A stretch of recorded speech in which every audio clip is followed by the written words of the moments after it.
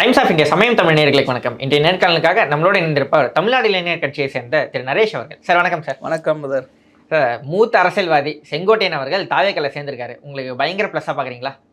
ஆக்சுவலாக ரெண்டு பேருக்குமே நான் இது ரொம்ப பெரிய ஒரு ப்ளஸ்ஸாக பார்க்குறேன். ஆக்சுவலாக வந்து நீங்கள் சமீபத்தில் அதிமுக நடக்கிற சில விஷயங்கள்லாம் நீங்கள் கவனிச்சிருப்பீங்க.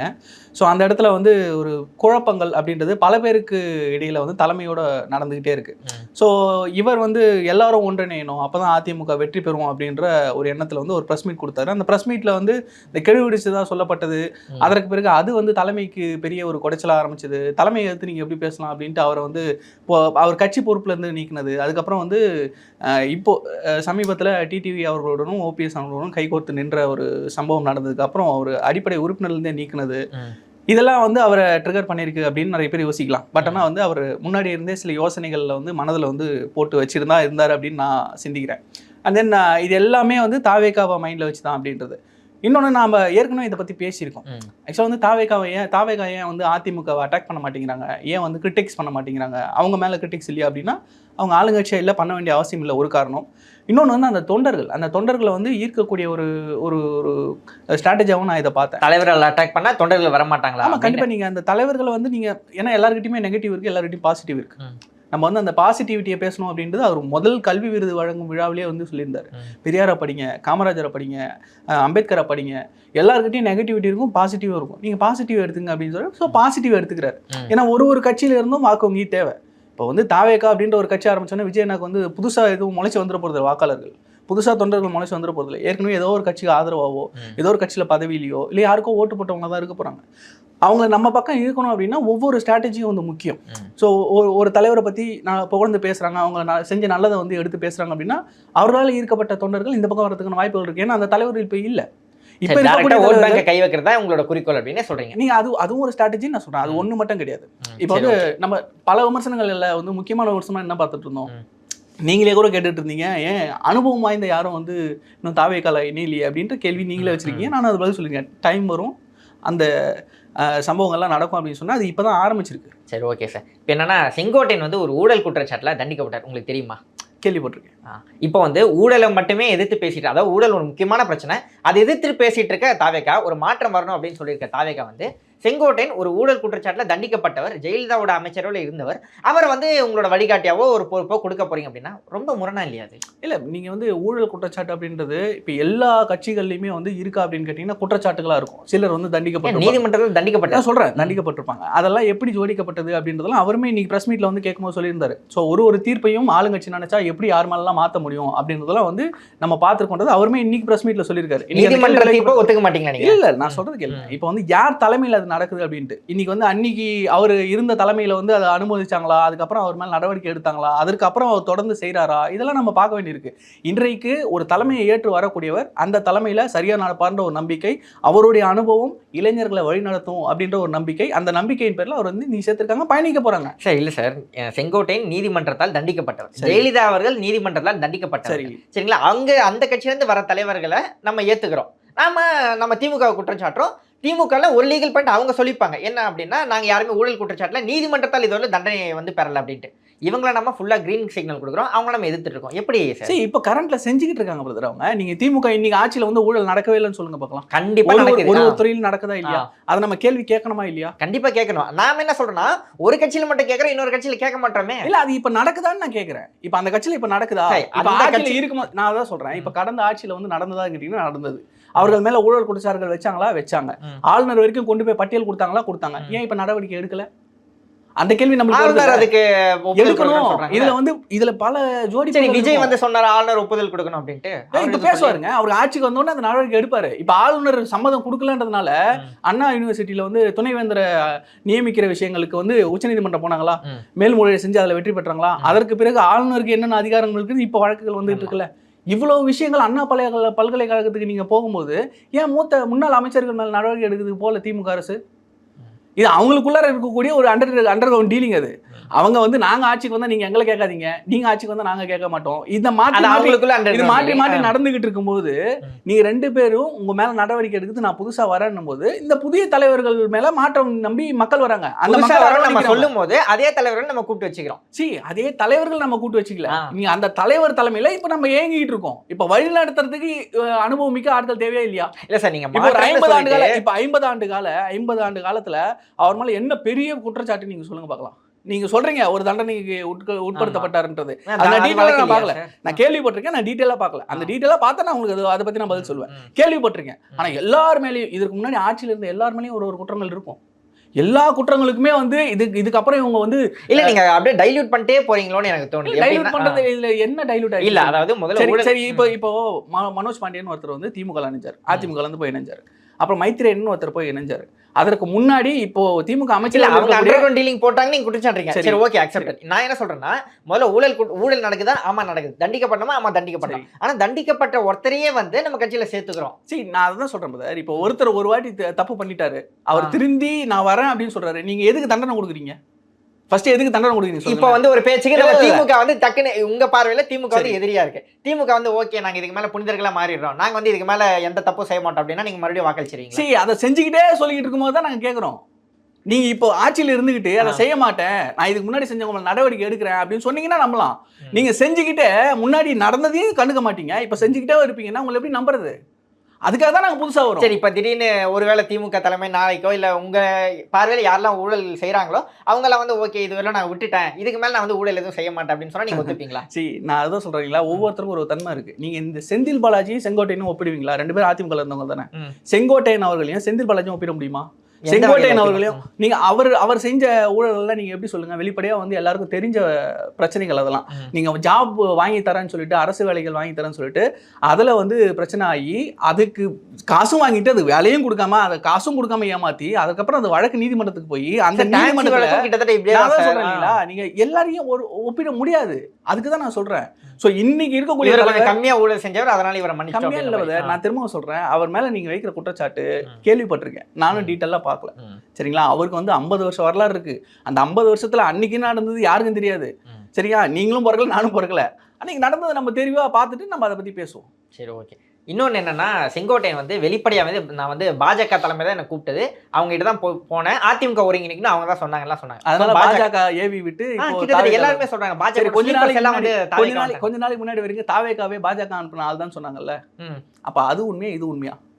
இப்ப பாஜக ஆள் தாங்க தாவேகா, அதுக்குள்ளார எதுங்க பாஜக இன்னொரு ஸ்லீப்பர் செல் சொருகணும்?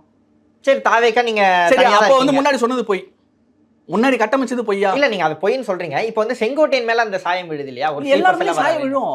நீங்க அப்படி பாத்தீங்கன்னா மைத்ரேயன் யாரு? இல்ல, நம்ம மைத்ரேயன் யாரு? பெயிண்ட் அடிக்கிறது வேற. நான் சொல்றேன் இல்லைங்க, மைத்ரேயன் யாரு? RSS பின்புலம் கொண்டவர். சரியா, அவரை வந்து நீங்க திமுகவிலே சேர்த்து அவருக்கு வந்து முக்கிய பதவி கொடுக்கலாம் அந்த கட்சியில. அவர் RSS ஆள் கிடையாது சார். அவங்க தான் நம்ம பார்வையில அண்டர் கிரவுண்ட் டீலிங் போட்டுருக்காங்கல்ல, அது வேற. நான் தான் சொல்றேன். அப்ப அண்டர் கிரவுண்ட் டீலிங் நீங்க ஒத்துக்கிறீங்க? நான் உங்க வாதத்தின்படி நான் வந்தேன் அப்படினா நான் கேக்குறேன், நீங்க என்ன ஒத்துக்க சொல்றீங்களா? நான் உங்களுக்கு கேக்குறேன், நீங்க ஒத்துக்கிறீங்களா? நான் உங்க வாதத்தின்படி வந்தேன் அப்படினா நான் சொல்றேன். சரி, நான் ஒத்துக்கல. நான் என்ன சொல்றேன்னா, செங்கோட்டையன் அவர்கள் டைரக்டா பாஜக பின்னாடி இருக்குன்னு வெளிப்படையாக சொன்னவர், டைரக்டா அமித்ஷாவை போய் பார்த்தாரு. பாஜக பின்னாடி இருக்குன்னு அவர் இன்னைக்கு சொல்லல. பாஜக சொல்லிதான் செஞ்சேன்னு சொன்னாரு. பாஜக தூண்டுதல் பேர்ல நம்ம எல்லாம் ஒற்றுமையா இருக்கணும் அப்படின்னு அதிமுக சார் பாஜக நான் வந்து முன்னெடுப்பு எடுத்தேன்னு தான் சொன்னாரு. அதான் பாஜக சொல்லி அவ்வளவுதான். பாஜக சொல்லினா அன்னைக்கு கூட்டணியில இருந்தாங்க, பாஜகவோட இவருக்கு இணக்கமா இருந்தாங்க. நான் சொல்லி முடிச்சிடுறேன், நீங்க எதை கட்டமைக்கிறீங்க? இல்ல கட்டமைக்கல. ஐயோ சார், ஒரே அந்த அத்திக்கடை அவினாசி திட்டத்துக்கு அந்த எதிர்ப்பு தெரிவிச்சல, அதுக்கு முன்னாடி போய் டெல்லியில பார்த்தார்ல அமித்ஷா அவர்கள். அதான் கூட்டணி அமைக்கிறதுக்கு முன்னாடி ஏப்ரல் மாசம் தான் கூட்டணி வந்தது. அதுக்கு முன்னாடி போய் நிர்மலா சீதாராமன் அமித்ஷா பார்த்தார்ல, அப்ப பார்த்துட்டு வந்து அப்பவே இந்த செயல் திட்டம் இருந்ததா சொல்லப்பட்டது. அதுக்கப்புறமா வந்து செங்கோட்டையன் வந்து கட்சியிலிருந்து நீக்கப்பட்டதுக்கு அப்புறமாக அவர் வந்து சொன்னார், பாஜக வந்து எல்லாம் சொன்னாங்க, பாஜக சொல்படி தான் நான் வந்து டெல்லிக்கு போனேன், அதிமுக ஒன்றியணும் அப்படின்னு எல்லாம் விரும்பினாங்கன்னு செங்கோட்டையன் சொன்னாரு. ஸோ அந்த வகையில தான் நான் இந்த கேள்வி கேட்கிறேன். டைரக்டா வந்து பாஜக பின்னாடி இருக்கிற ஒரு ஆளை வந்து நம்ம வந்து தாவேக்கால சேர்க்கிறோம் அப்படின்னு சொல்றேன். இப்போ வந்து அன்னைக்கு நடந்ததெல்லாம் ஆமாவான்னா ஆமா, அதுக்காக இன்னைக்கும் நான் பாஜக சொல்லி தான் நான் தாவேக்கால வந்து அவர் எங்கேயா சொல்லியிருக்காரா? இல்ல அப்படி இன்டரப்ட் பண்ணுவாங்க பதர். நான் அதுக்கு தான் நான் முதலே சொன்னேன். இப்போ வந்து முன்னாடி வந்து மைத்ரேயன் எங்க இருந்தாரு, இப்போ எங்க இருக்காருன்னு நான் கேட்டேன். முன்னாடி இப்போ நீங்க வந்து கலைஞருடைய 100ஆண்டு நாணயம் வெளியீட்டு விழா, அதுக்கு யாரை கூப்பிட்டாங்க? ராஜ்நாத் சிங்கை கூப்பிட்டாங்க. அப்ப திமுகவும் பாஜகவும் டீலிங் கன்ஃபார்ம் பண்ணிடலாமா? நான் என்ன சொல்றேன், அன்றைக்கு அவர் இருந்த நிலையில அவர் இருந்த கட்சிக்கு எது நல்லதோ அதை செய்யறதுக்கு பாஜகவில் சொன்னாங்க, நான் ட்ரை பண்ணேன் அப்படின்றாரு. அவர் எடுத்த இன்டென்ஷன் என்ன, வெளியே போன எல்லாரும் ஒன்னா வரணும். அதிமுகவில் அனுதாபியா இருக்கிறவங்க கூட நினைக்கிறது தான், பிரிந்து போன எல்லாரும் ஒன்னா சேர்ந்தா தான் திமுக ஊத்த முடியும். அதுக்காக எல்லாரும் ஒன்று சேரணும். இந்த ஒரு கருத்துல எல்லாரும் ஒத்து நிற்கிறாங்கல்ல, அந்த கருத்தை நான் செயல்படுத்தணும் அப்படின்னு நினைச்சேன். பாஜக எனக்கு வந்து செய்யலாம் அப்படின்னு சொல்லி சொன்னாங்க, நான் செஞ்சேன். பாஜக யாரு, மத்தியில் ஆடுறாங்களா, அந்த கூட்டணியில் இருக்காங்களா? அந்த கூட்டணி வந்ததுக்கு அப்புறம் தானே அவர் பேசினாரு. பாஜகவும் அதிமுகவும் பிரிஞ்சிருக்குமா அவர் பேசினாரா? பிரிஞ்சிருக்கும் போது இப்போ டெல்லியில பார்த்து அவர் பார்த்துட்டு வந்ததா செய்தி. இல்ல அது பார்த்துட்டு வந்ததா செய்தி. நான் திரும்ப சொல்றேன், பார்த்துட்டு வந்த போட்டோஸ் வந்ததா செய்திங்க. நான் திரும்ப சொல்றேங்க செய்திங்க. அவர் என்ன பேசினாரு, என்ன பார்த்தாருங்களா யாரும் சொல்லல. சரியா, எடப்பாடி பழனிசாமி தான் அந்த மாதிரி போயிட்டு வந்தாரு அப்படின்னாங்க. இது எல்லாமே நடக்கும். அதனால அப்போ அவர் போய் பார்த்துட்டு வந்தாருங்க. அன்னைக்கு அவர் பார்த்தார், சிரித்தார் அப்படின்றதுக்காகலாம் இன்னைக்கு வந்து இவரை நான் விலைக்கிறணும், சேர்த்துக்கவே கூடாதுன்றதெல்லாம் அரசியலில் வந்து ஏற்புடையதாக இருக்காது. நீங்க வந்து இன்னைக்கு 2026 எல்லோருக்குமே ஒரு பொது எதிரியா ஒருத்தர் இருக்காங்க, ஆளுங்கட்சியான திமுக. அசுர பலத்துல இருக்காங்க. கூட்டணி இன்டாக்டா இருக்குன்னு இப்போ அந்த கூட்டணியிலே உடையதான் போகுது. நான் திரும்பவும் சொல்றேன், இன்னைக்கு இருக்கக்கூடிய நிலை இது இப்படியே தொடராது. இப்பதான் ஆரம்பம். விஜயன் நீங்க சொன்ன மாதிரி பிளாஸ்ட் அது கண்டினியூ ஆக போகுது. ஒரு கட்சி கூட்டணிகளிலும் பிளாஸ்ட் நடக்க போகுது.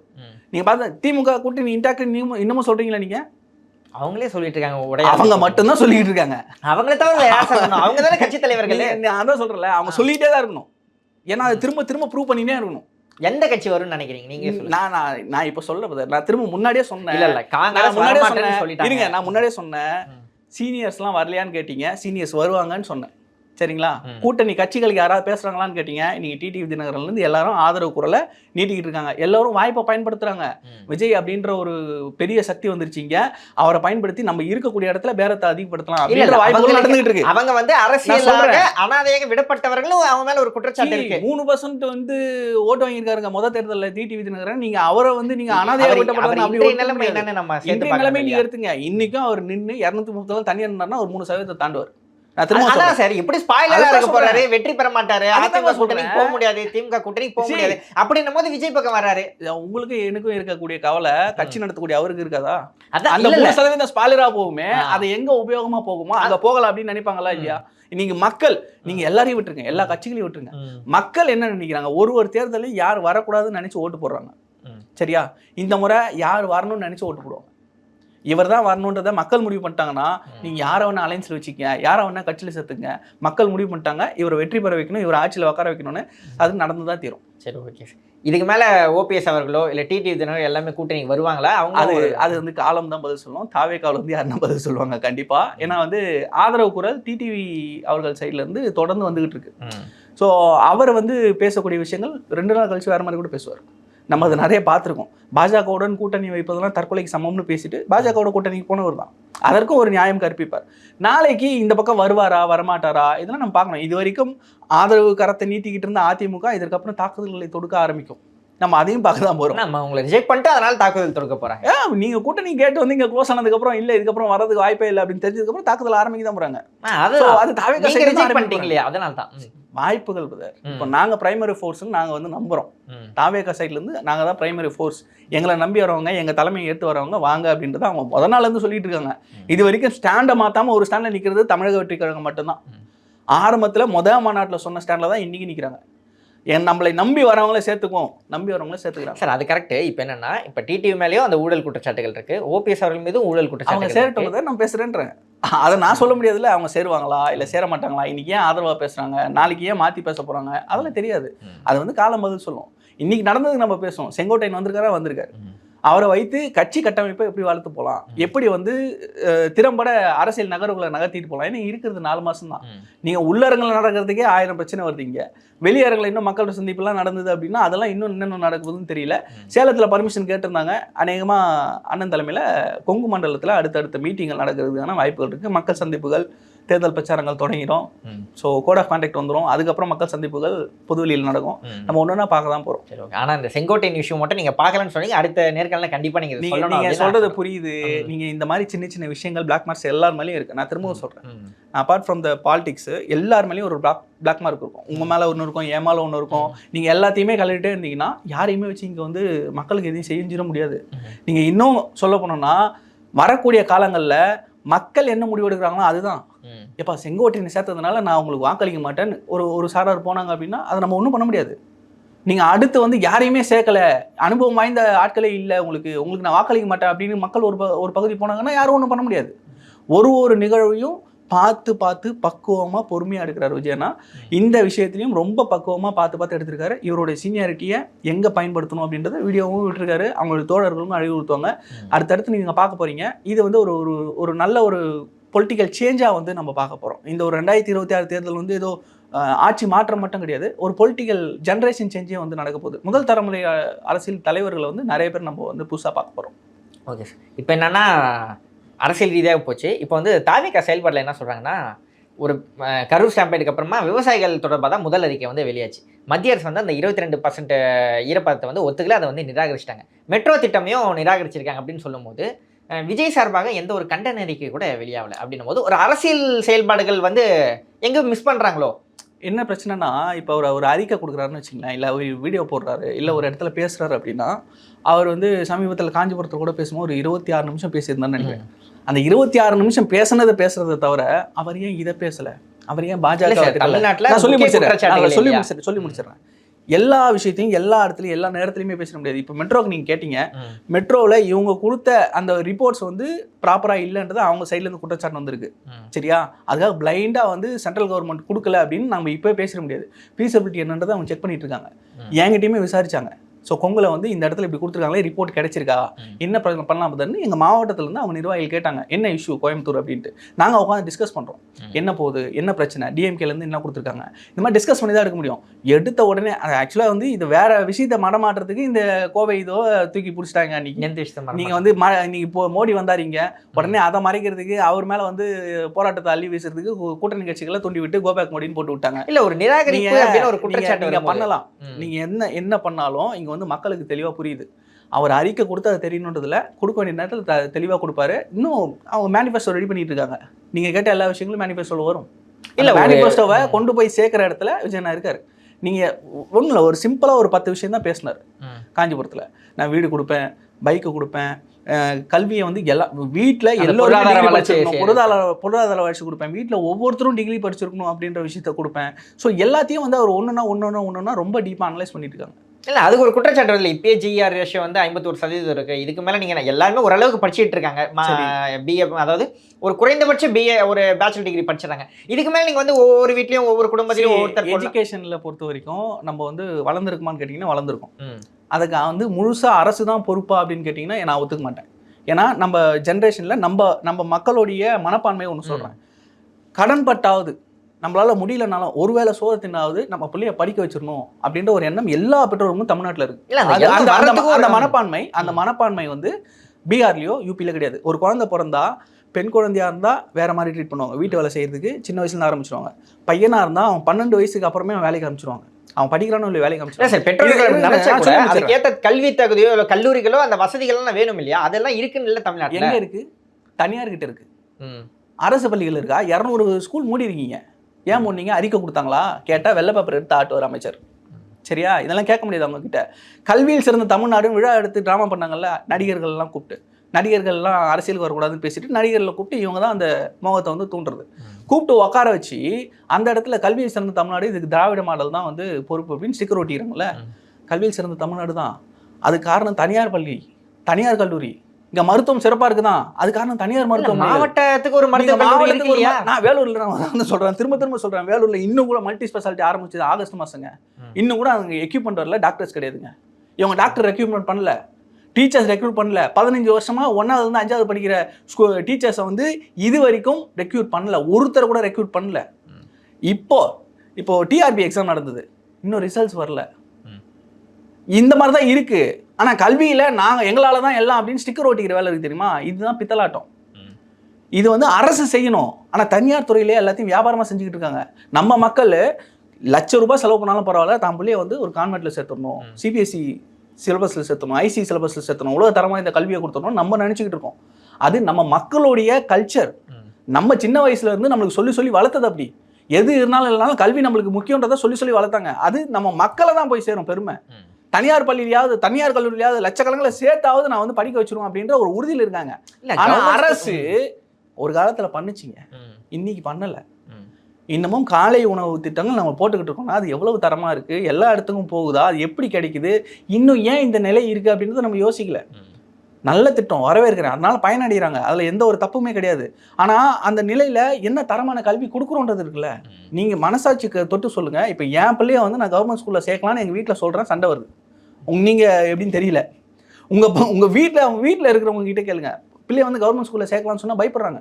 கவர்மெண்ட் ஹாஸ்பிட்டலுக்கு ரொம்ப எமர்ஜென்சி, கவர்மெண்ட் ஹாஸ்பிட்டலுக்கு போகலான்னு சொன்னாலும் பயப்படுறாங்க.